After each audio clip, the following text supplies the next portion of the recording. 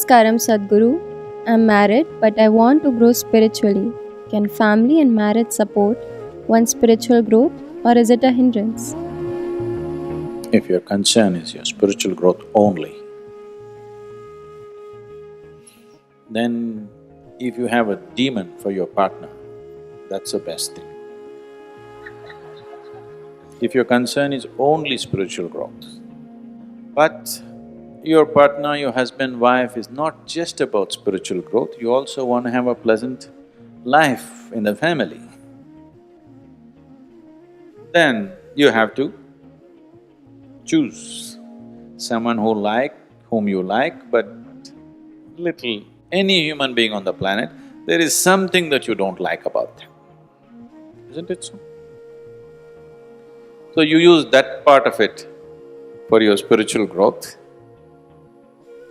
and the rest of it you enjoy. Just as life. So if your intention is to have a good family, then some rapport is needed between two people, otherwise it won't work. Especially if you have produced children, then rapport is must, otherwise you'll foul the new life that's come up. If you create a foul atmosphere, you'll foul up the new life that is coming up. Nobody has any right to do that actually, but people are doing it. You can mess yourself up as much as you want, that's up to you, but you can't mess up a fresh life that's just coming up. I wish reproduction was a more difficult enterprise. It's too easy. It just happens so easily, isn't it? If it was a more difficult enterprise, only those who really want to would have gone for it. Now that it's such a easy enterprise, a compulsive enterprise, simply it happens. So, if you're looking for good life, family life, then one has to find rapport, and that rapport means some areas of commonality at least. But if you're looking for spiritual life, it doesn't matter what kind of person he is, you can use everything for your growth, everything for your growth, if that's all your focus is. But generally your focus is both ways, you want to have a little bit of that and a little bit of this, so mixed fare. So it gets little complex. See, if you have to just throw one ball and catch it, one ball and catch it, it's easy. You want to do two, gets little complex. You want to do three, takes much more. You want to do five, tough, isn't it? So how much you want to juggle with your life is a choice that every individual has to make. If you have the capability to juggle a dozen balls effortlessly, wonderful. But most people will get freaked out if they try to juggle anything more than two, three. Such people, it's better they keep it within that, or just go for one, just the spiritual ball, easy, you know. Just the spiritual ball only, very easy for them, even in their sleep they can juggle one ball. Two becomes little complicated, as the numbers increase, becomes very complicated. Now you want to be spiritual, now you want to have a good family life, you want to be a good husband, good wife, good father, good neighbor, socially active, you're ambitious, you want to conquer the world, you want to do business, you want to do many things, nothing wrong, but it demands different levels of capability. Nothing wrong with it, but you must see what you're capable of and what you're not capable of. If you take up juggling more than you can handle, you'll get distracted too, endlessly get distracted, completely freak you out. It's just a simple process of life which is breaking up people, isn't it so?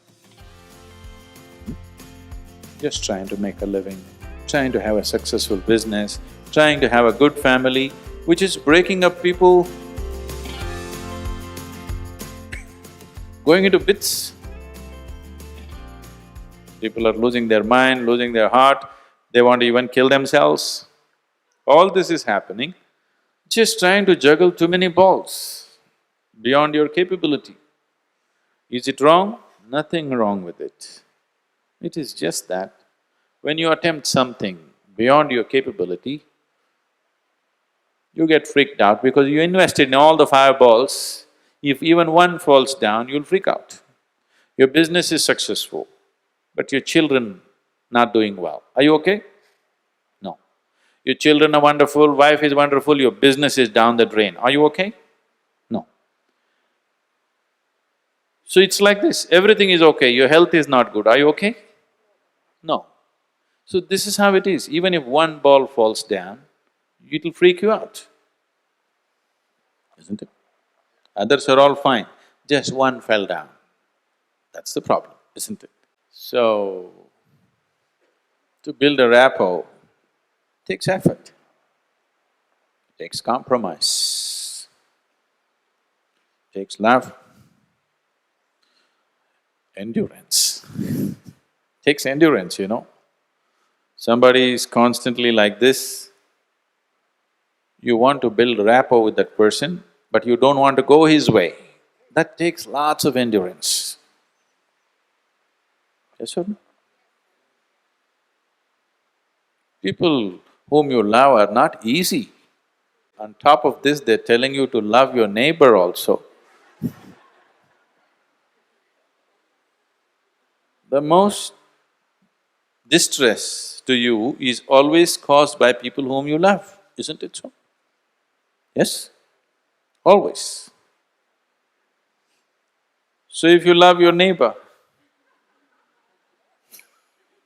more, if you love the whole world much more, but that's easy. Loving the whole world is easy because you don't have to love anybody. It's just an idea. So what can you do?